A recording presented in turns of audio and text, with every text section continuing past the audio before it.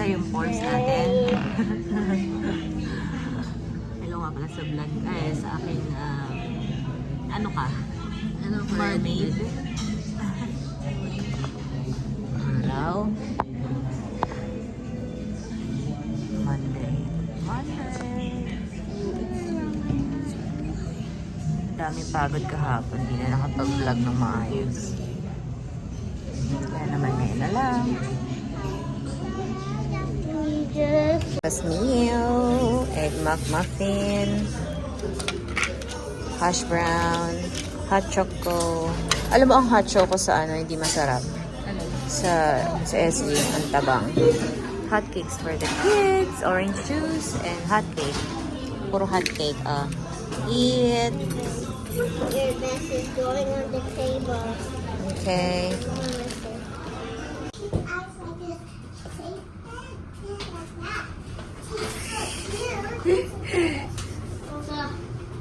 That's lobster here. So cute. Yeah. They're so stinky. They're super stinky. Because Are they move so stinky? slow. Yeah, Yeah. I think so. They have long nails. Yeah, that's why they're dangerous because they have long nails. That's ridiculous. How? Hello guys! Another day to go out. Aalis ako. Pupunta ako sa bahay namin sa Antipolo, sa parents ko. Kunin ko yung kotse. And then, kukuha ako ng international driver's license. And pupunta ako sa dentist ko. So, samahan niyo ako today. Let's see what will happen. If makakakuha ako ng license, alam ko na yung mga documents namin.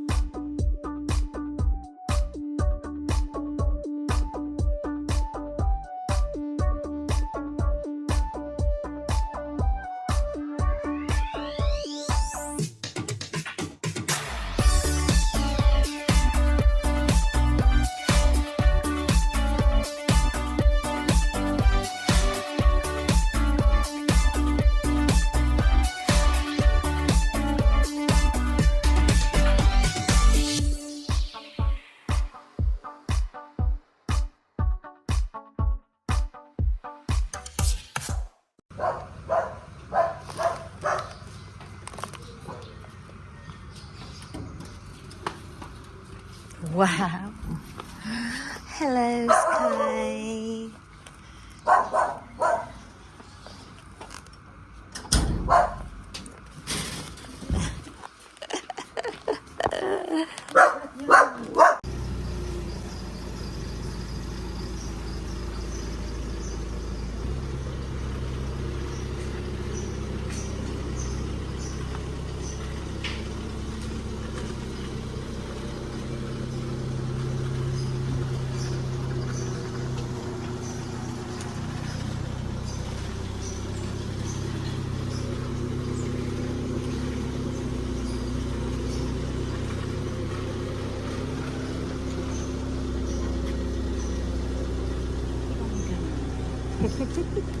Hello guys! Andito na tayo ngayon sa sasakyan. Nakuha ko na. And ngayon, punta tayo sa AAP. Sana bukas pa sila. Punta tayo sa Ayala Feliz. Let's go! Nandito tayo sa gas station. Papahangin muna tayo. So currently, 32. Kaya malambot yung gulong niya. So, ang gulong talaga namin is dapat 36. Yung air niya.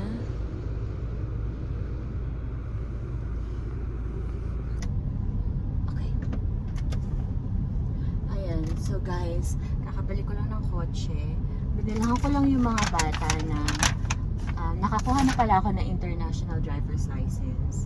And binilang ko ang mga bata ng something to play with kasi para hindi sila ma-bored. Naiwan kasi sila dun sa condo sa bahay namin. So binilang ko sila ng mga clay para meron silang activity. Tsaka binilhan ko na rin sila ng lunch kasi currently it's 12:30. So, yeah. Balik na tayo doon para makakain na ang mga kids. Samahan niyo ako. Let's go!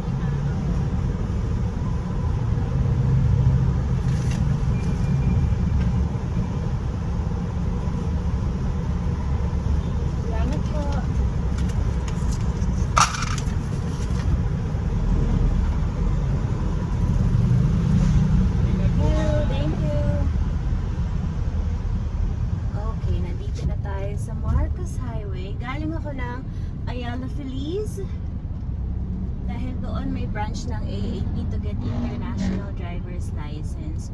So kung gusto niyo mag-drive sa ibang bansa and you want to get your license converted to international driver's license, you can go to this branch. Yung mga sa area malapit sa Marikina, sa kami kasi is mas malapit kami technically. Kasi yung isa sa mga branches pa nila is nasa Quezon City. At saka, mas maganda dito kasi ang fina-follow nila na office hours is yung office hours ng mall. Doon kasi sa branch nila sa Quezon City, office hours siya. So, yung mga tao na, or yung mga tao na gusto kumuha, pero may work pa sila, ano ba to? Hindi alam ko saan siya pupunta. Okay, maabalik tayo doon. Kung yung sa mga may trabaho na hindi makakapunta ng during office hours, pwede silang pumunta dyan sa branch na yan kasi open siya hanggang mall hours. Dito tayo sa Marcos Highway. Sobrang nostalgic nito. Ito kasi ang daan namin on the way to work, on the way sa mga pasyalan. Nagtatrabaho kasi kami ng asawa ko dati sa Makati. Hanggang sa nalipat ako sa Ortigas, and then siya Makati pa din. So dinadaan niya na lang ako ng Ortigas pagpapunta ng work. Dinadrop niya na lang ako and then sinusundo niya na lang ako. Grabe, buti wala pang traffic at this time.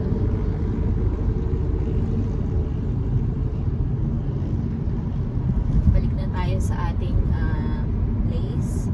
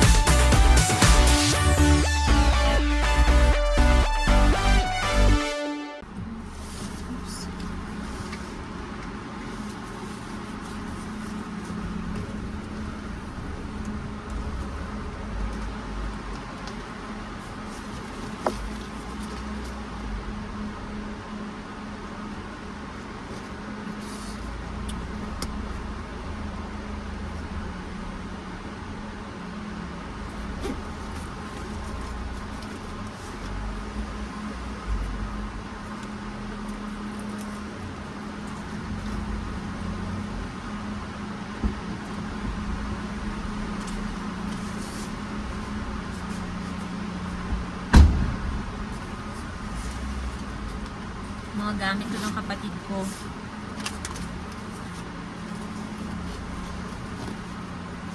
pinapadala niya at tinutulungan niya ako magbantay sa mga bata.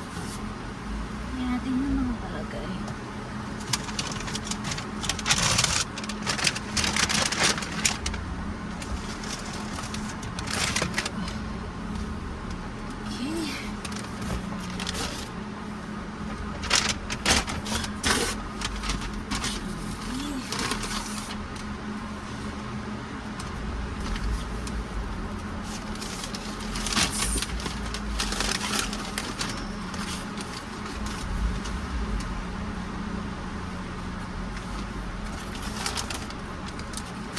Let's reveal the color of the Jolly Spaghetti.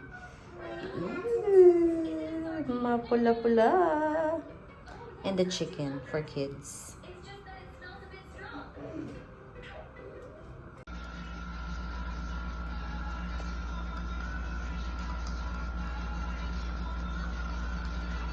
Dito kami sa Razons. Kakain kami ng palabok. And halo, halo!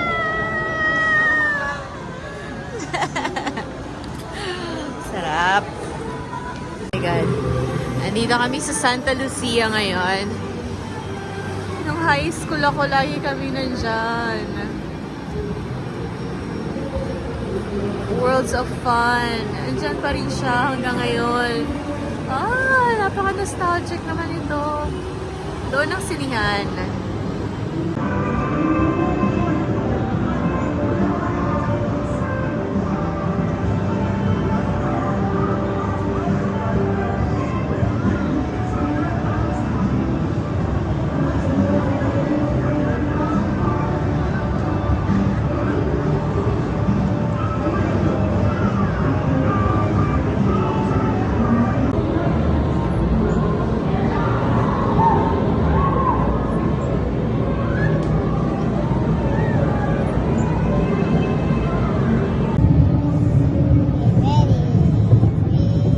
Roller coaster.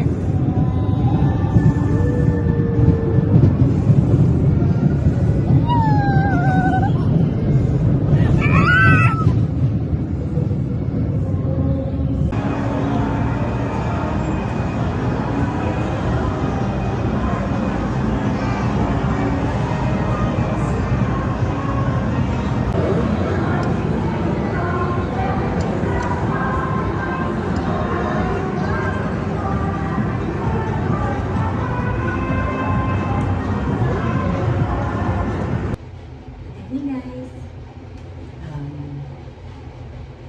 it's the end of the day, February 10. It's almost 11 p.m. So hindi ako masyado nakapag-vlog today kasi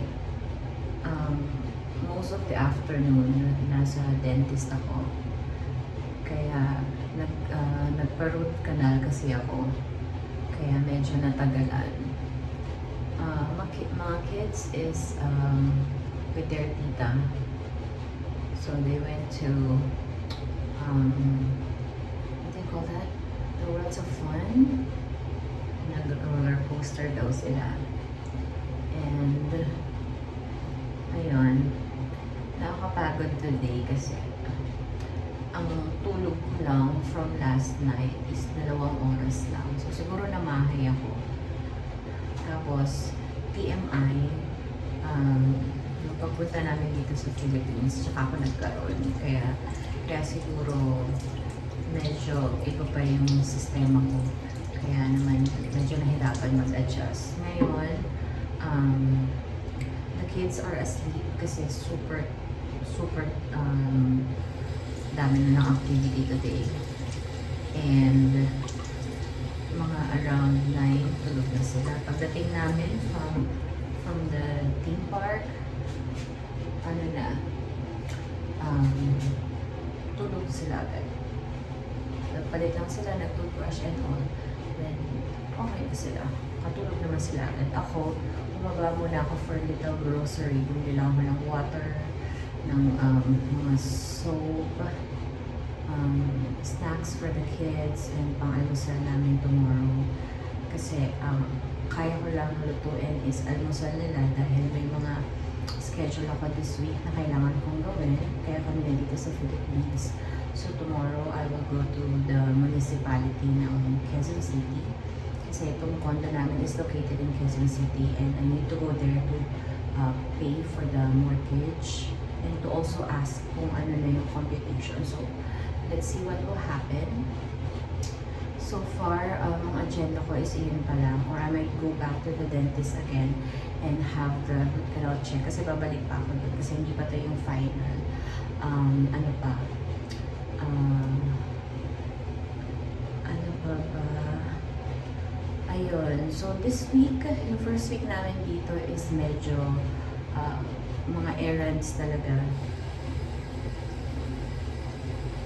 Yun talaga yung sinadya namin dito para tapusin yung errands kasi may mangyayari in the next few months. Hindi ko pa siya na-disclose pero this is part of the reason why the kids and I had to visit the Philippines and do some things and finish some things also. So, medyo naatok na ako. Nakita niyo yung iPods mo na kayo. Medyo naatok na ako. So, I will just wrap this up. And thank you for watching. Please like and subscribe. Bye!